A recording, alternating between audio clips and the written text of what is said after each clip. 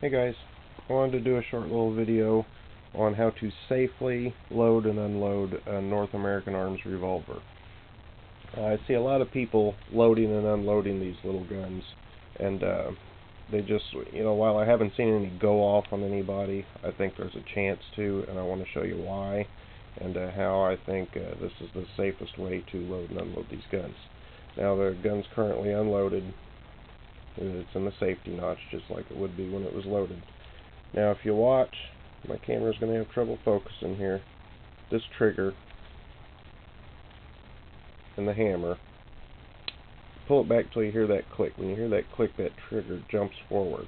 Okay, then it's safe to go ahead and depress the retaining pin, detent, pull it out, and then the cylinder comes out, usually out of this side. The reason being, this little part here is kind of in the way of this side. But with that hammer in that half-cock position, it'll actually spin all the way through from either direction. Okay. Now here's what I think is unsafe that I'm seeing some people do. Now if you look in here, right there, at the top right corner of the hole where the cylinder goes, you can see the firing pin.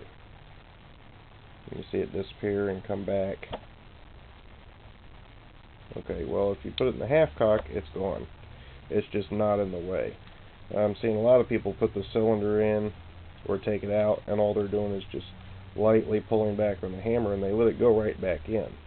Now, with that down, it doesn't want to come in because the firing pin's hitting the cylinder. Okay, so they're lightly pulling it in and then doing their detent, and that may be resting on a live round right now if I was just loading this gun. Okay, so you want to go to that half-cock position. When the trigger comes forward, you hear it click the first time. Not all the way, just that first half-cock position, and then the firing pin's completely out of the way. And you can pull the trigger, it's not going to do anything at that point. Okay, so I just wanted to make a quick little video and show how to do that, because I've seen a lot of people not doing that, and there's always a chance that if that firing pin is resting on a round, it could go off. You could drop the gun while you're loading it, and if the firing pin is actually against a round and the hammer hits the ground, it could set that round off, and you sure don't want that to happen. Alright, I just loaded the cylinder up. We'll see. Half cock, goes right in, no trouble at all. Put your pin in, and then very carefully hold the trigger, pull the hammer back slightly, and there you go. We're in a safety notch. And that's how to safely load and unload a North American Arms revolver, mini revolver.